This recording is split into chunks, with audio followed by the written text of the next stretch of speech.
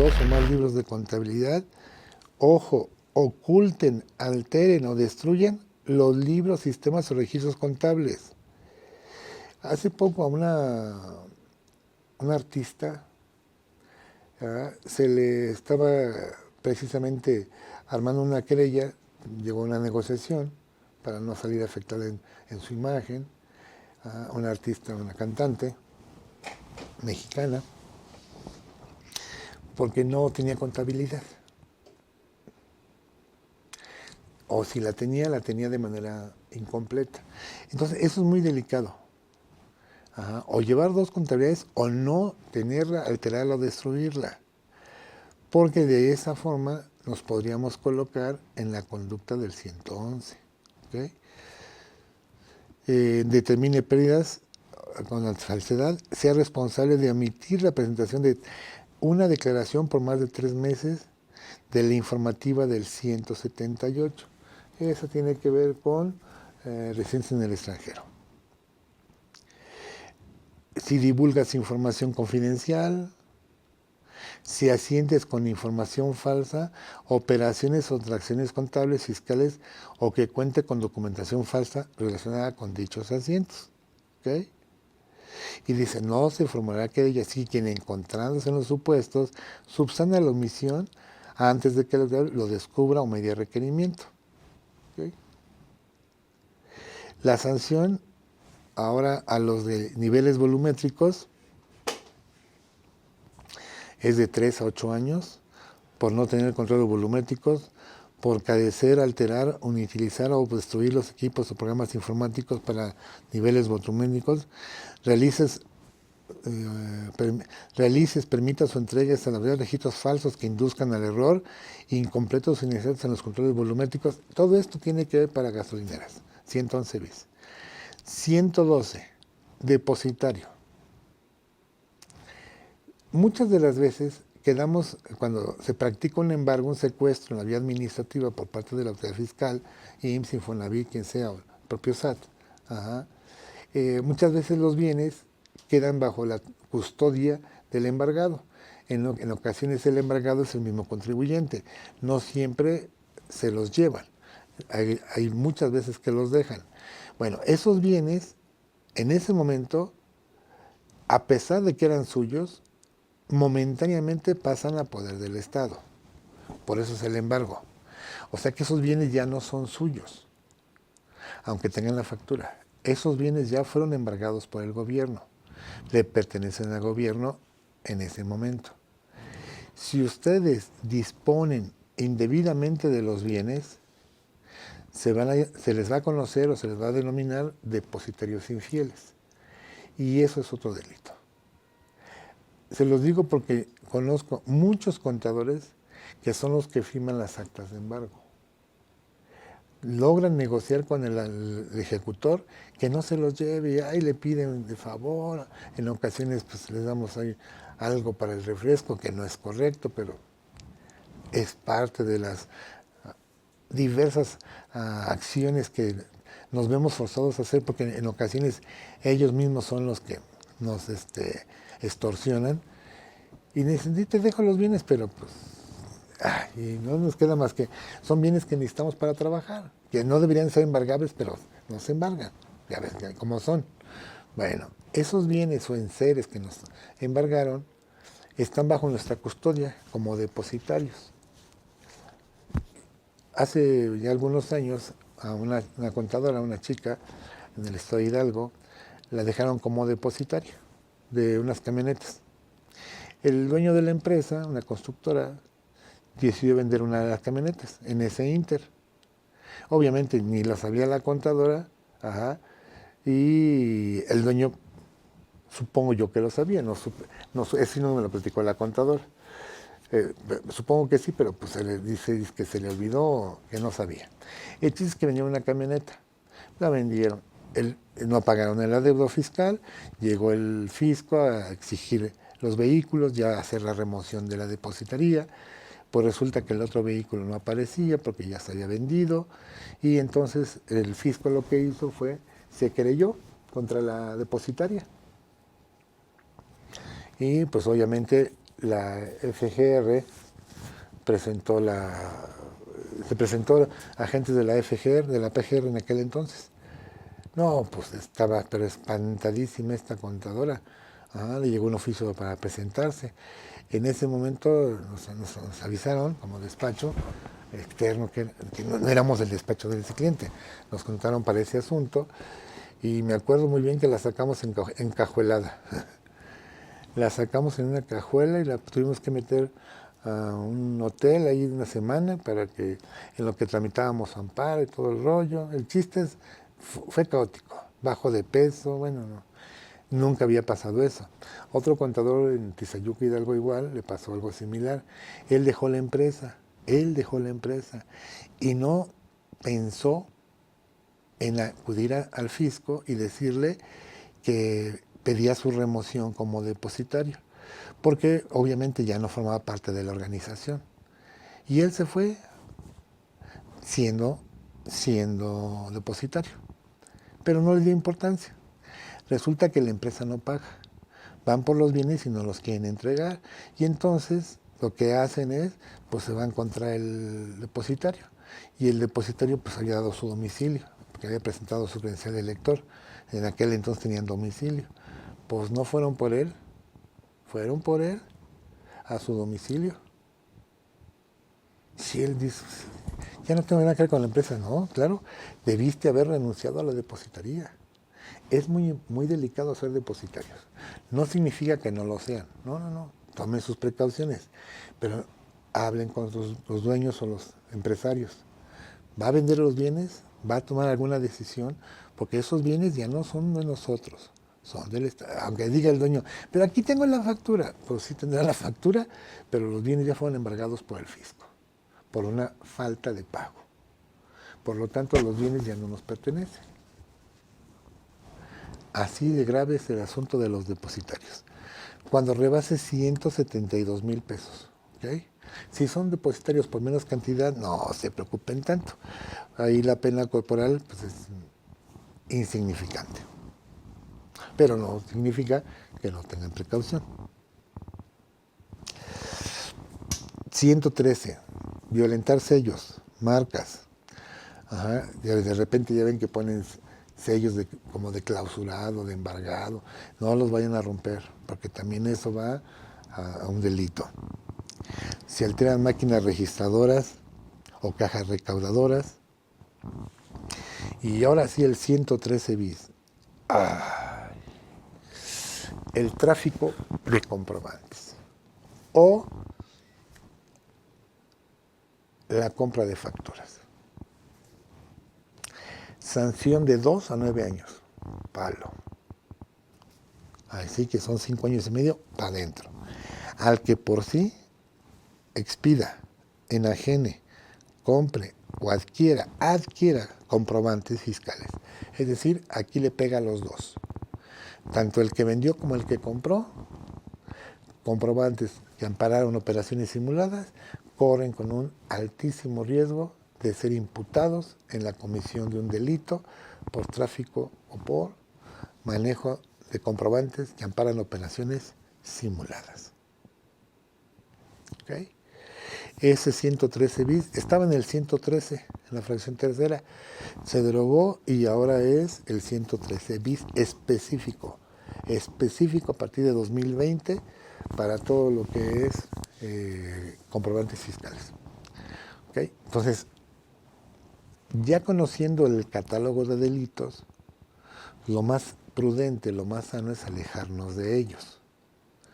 No podíamos pasar si no los conocíamos. Entonces, sí, sobre todo los amigos contadores, nuestros amigos empresarios, cuidar no cometer ninguna de estas conductas. Porque la reacción del fisco puede ser o muy agresiva y de inmediato generar una querella, o puede ser un poquito más humana y a lo mejor exhortar al pago. Ahora, no porque los exhorten significa que ustedes ya se liberaron. No. Necesitamos el perdón para que el juez ya no tenga asunto que seguir. O la otra, pagar pagar. Si es que hay una consecuencia económica, pues pagar. Si son retenciones, si son impuestos propios. Aquí el chiste es alejarse lo más posible del 92 al 113 bis. ¿Estamos? Miren, aléjense. Al 113, 114 y 15 no, pues son el 115 delitos de los funcionarios, servidores públicos. Y aquí está esta jurisprudencia de 2014. Delitos fiscales, perseguibles por querella. Para determinar el momento en que la Secretaría de Hacienda tuvo conocimiento del delito y computar el plazo de la prescripción, debe atenderse al dictamen técnico contable del SAT. ¿Ah? Sí. A ver. El delito se cometió en 2019. ¿Ok? ¿Cuándo sacaron el dictamen técnico contable por parte del SAT? Pues en 2021. Pues empieza a correr la caducidad, ¿ok? A partir de 2021. No manches, sí mancho. Es a partir de ese momento, porque es cuando se cuantifica el monto del perjuicio o del daño que se le da a la hacienda pública. Entonces me dicen, no, oye, es que fíjate que el delito se cometió en 2015 y ahorita no operaría. ¿Quién sabe, mijo? ¿Cuándo es el dictamen técnico contable? Porque el dictamen a lo mejor lo sacó la autoridad en 2017 y por lo tanto no ha prescrito. ¡Ay, Dios! Entonces, ojo, esa jurisprudencia está no brutal, está matadora esta jurisprudencia. ¿Okay?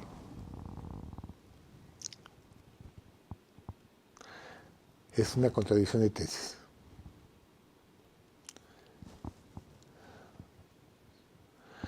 Delitos fiscales cometidos por depositarios. Dice, no se configura el tipo penal previsto en el 112 por el hecho de que el inculpado en el acto de remoción y del requerimiento de poner a disposición de la autoridad hacendaria los bienes depositados omita llevarlos físicamente al recinto de dicha autoridad. Hola, llévatelos tú. Me estás removiendo como depositario. Yo no tengo por qué llevártelos. Tú los embargaste y tú llévatelos. Si les dicen, es que por no llevarlos eres depositario fiel. No. Mi función no termina en llevártelos a tu recinto. Mi función termina solamente en ser el depositario. ¿Me los vienes a remover? ¿Los vienes? ¿Me vienes a remover el cargo? Perfecto. Remuévemelo, llévatelos. ¿Ok?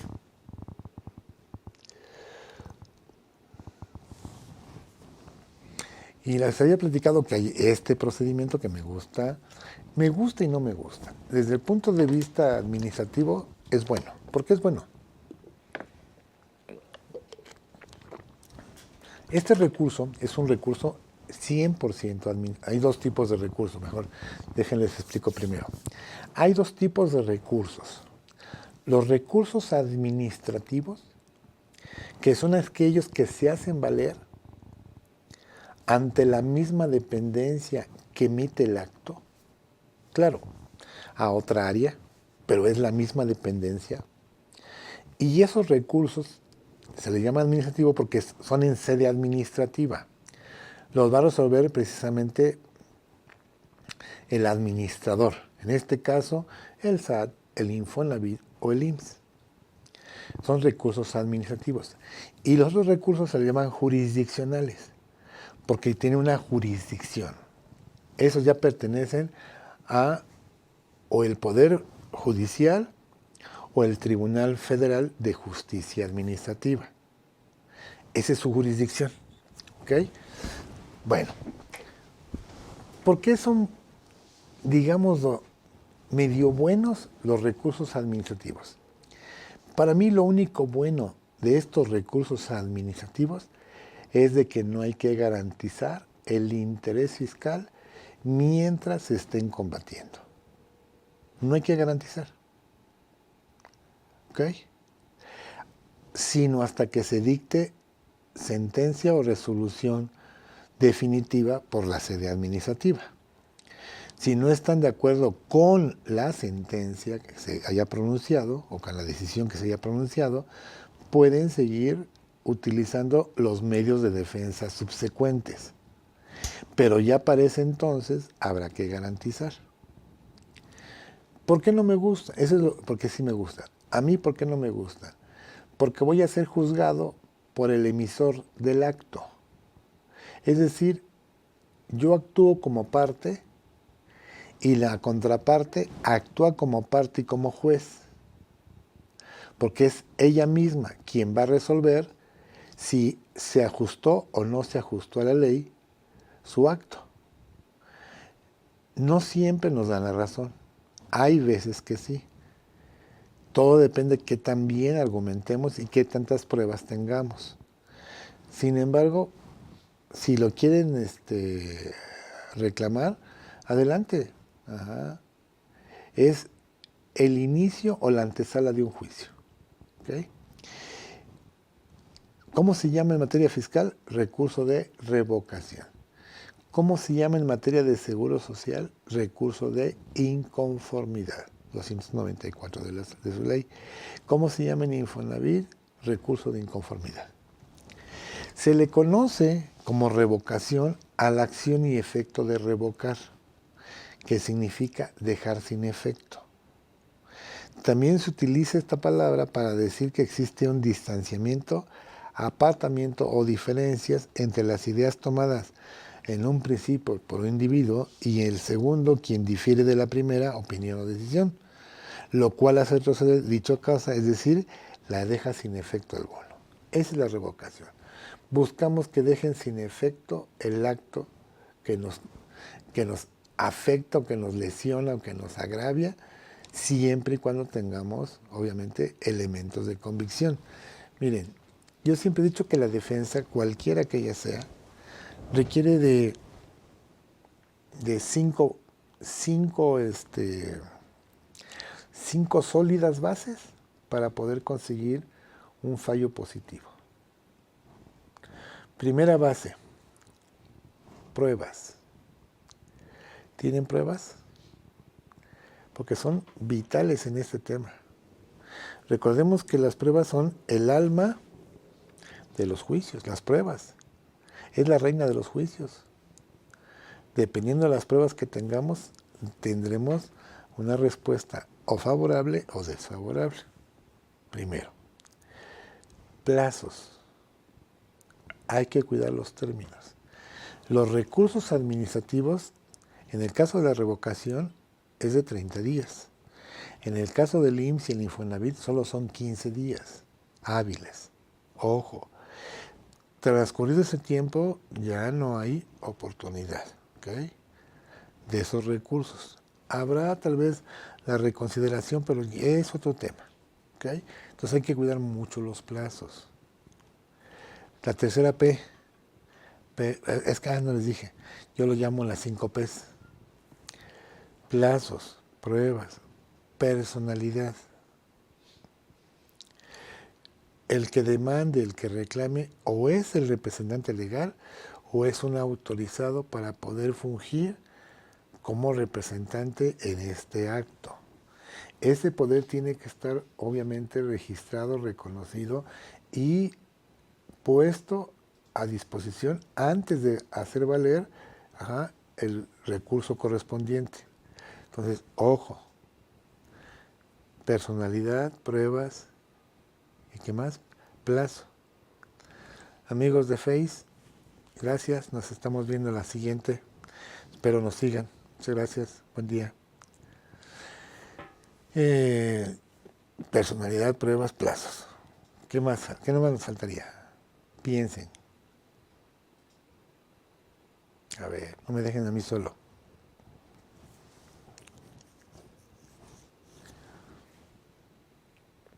La planeación de mi argumentación. ¿Qué meto primero? ¿Qué meto en segundo plano? ¿Qué meto en tercer plano? Aquí podríamos pensar que tenemos 20 novedosos temas a discutir. Bueno, pongan en un plan de trabajo, en un plan de argumentación, ¿Cuáles serían los más contundentes? Iniciando con el más importante. ¿Por qué es de esa manera? Porque hay una teoría de que cuando se resuelve un asunto, resulta ocioso revisar otros argumentos si con el que ya se revisó es contundente y con ello se resuelve. Porque ya revisar los otros argumentos no variaría el sentido de la resolución. No variaría, no cambiaría su situación. Entonces hay que hacer un plan de argumentación. Esto lo tiene que, de preferencia, pues apoyarse con el abogado, fiscalista de preferencia. No niego, hay contadores buenísimos que le saben a la defensa mejor que un abogado, en serio. Yo conozco amigos, no hombre, tengo un amigo que se llama Salvador, no hombre, ese no es abogado porque y no quiere estudiar a la carrera, pero gana porque gana, es muy bueno, mi amigo. Ajá. Lleva muchos años, como 25 años o 30 años ya litigando, fíjense. No puede litigar como abogado porque no tiene la cédula, pero litiga a nombre de los representantes legales y se pone como autorizado para recibir notificaciones. Muy bueno. Entonces, no niego que no los haya, pero de preferencia estos asuntos ya son, ahora sí que material o materia de abogados. Entonces llevamos un plan de argumentación, cuidamos un plazo, cuidamos la personalidad, cuidamos pruebas. ¿Qué nos falta?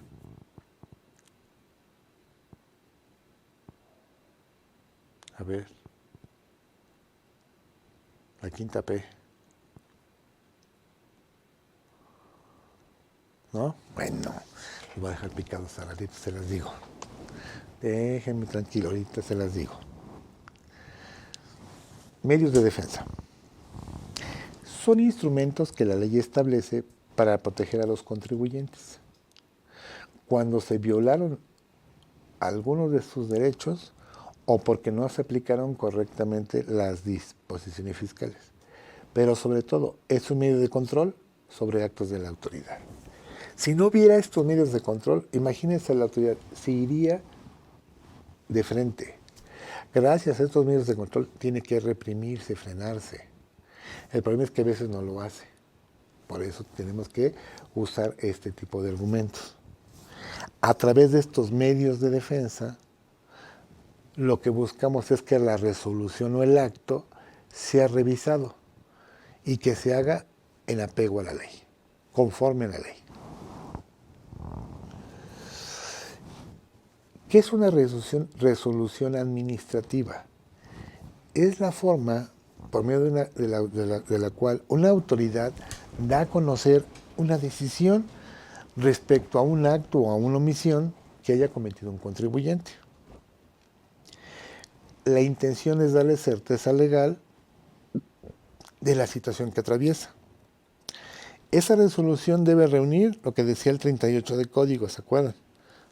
Constar por escrito, señalar a qué autoridad lo emite, indicar el nombre de quien va dirigido, estar firmada por el funcionario que la emitió, estar fundada y motivada, que de repente no siempre lo cuidan muy bien, y señalar en su caso la causa legal de la responsabilidad solidaria. ¿Dónde están mis argumentos como ciudadano, como contribuyente, para yo defenderme? Primero en la Constitución Política, en el artículo 17. Ahí tenemos el derecho a defendernos. En el Código Fiscal de la Federación, lo estamos viendo en el 116. En las leyes fiscales, claro, la ley del Seguro Social, el Código Fiscal, la ley del Infonavit, en la Ley Federal del Procedimiento Contencioso Administrativo, específicamente para el Tribunal Federal de Justicia Fiscal y Administrativa, en el Código Federal de Procedimientos Civiles. ¿Y ese por qué? Porque ese es de aplicación supletoria. Por ejemplo, las copias. ¿Puedo exhibir copias? ¿Tendrán valor probatorio? Por ahí el 202, al 207 del Código Federal de Procedimientos Civiles, les dice cuál es el tratamiento de las copias. Algo que no dice el Código Fiscal. ¿Okay? Dice que las copias hacen fe de la existencia de un original. Si se pone en duda su autenticidad, deberá recabarse el original de donde se obtuvo la copia. Entonces, ahí entra el Código Federal de Procedimientos Civiles y obviamente la Ley de Amparo, reglamentaria del 103 y 107 de la Constitución, que es la ley suprema en materia de garantías y derechos fundamentales. ¿Cómo se activan? Estos no son por default. La parte afectada los tiene que hacer valer. El Estado o la admisión pública debe de hacer todos sus actos en apego a todas las disposiciones legales. Artículo 14 de la Constitución. Formalidades esenciales de un procedimiento. Artículo 16 constitucional. Que funde y motive y que venga de una autoridad competente. Hay que checar todo eso, compañeros. Porque a lo mejor ni viene de autoridad competente, ni viene bien fundado, ni viene bien motivado. Ni siguió el debido proceso. Entonces hay que estudiar para ver dónde está la vulneración, para que en base a esa argumentación, con mi plan de argumentos, con mis plazos, con mis pruebas, con mi personalidad, yo me acerque a un juez y le pida, bueno, no a un juez, a una autoridad o en su caso a un juez y le pida que resuelva sobre mi controversia. No hay de otra, no hay de otra. Si se quedan callados se llama acto consentido. Y contra actos consentidos no hay defensa. Punto. Muertos, muertos. Así que si dejan pasar los plazos o términos, están fritos. Si no acreditan su personalidad, están fritos. Si no exhiben sus pruebas, están fritos. Y si no tienen un plan de ataque, de argumentación o de ataque, un plan de ataque, pues están muertos. ¿Qué van a pedir? ¿Qué van a pedir? Esa es la siguiente P. ¿Qué pedimos? ¿Qué pedimos? Hay que pedir o una nulidad lisillana o una nulidad para efectos. Hay que ver, dependiendo de las consideraciones que hagamos en nuestro plan de argumentación. Y entonces viene la quinta P. ¿Qué pido? Importantísimo, porque en función de lo que pida, será lo que me responda. No puedo divagar, no puedo, fíjate que te pido que me des a conocer. No, que me des a conocer. Ya te lo doy a conocer. Pero me dicen, es que no sé cómo llegaron esos cálculos. Pide que nos digan de qué manera los obtuvieron. Amigo, eso es simplemente reponer el procedimiento. Estamos pidiendo, reconociendo que es válida, pero estamos pidiendo que nos den a conocer el mecanismo de cálculo para llegar a esos resultados.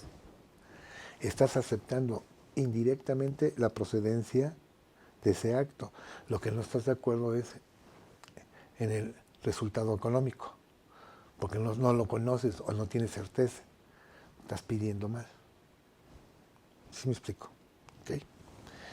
Bueno, en los artículos 14 y 16 de la Constitución, que ya les hablaba, teníamos las garantías de legalidad y seguridad jurídica. Esas son garantías, más que garantías son derechos humanos, más que derechos humanos son derechos fundamentales. ¿Se acuerdan que les dije? La Constitución nos ofrece 5 supuestos máximos. Nos da garantías, nos da derechos, ¿okay? O sea, nos da obligaciones. ¿Qué más? Nos da prerrogativas. Y falta una, ya se les había dicho. ¿Cuál es la otra? Derechos, obligaciones, garantías, prerrogativas y libertades. ¿Okay? Pues nuestras garantías y nuestros derechos están tutelados por el 14 y 16. Son garantías y derechos. Hay que hacerlos valer. Oye, en un recurso de revocación, desde luego. ¿Tienes materia de amparo? No, porque estoy peleando la legalidad del acto. No estoy peleando la constitucionalidad del acto, sino la legalidad del acto.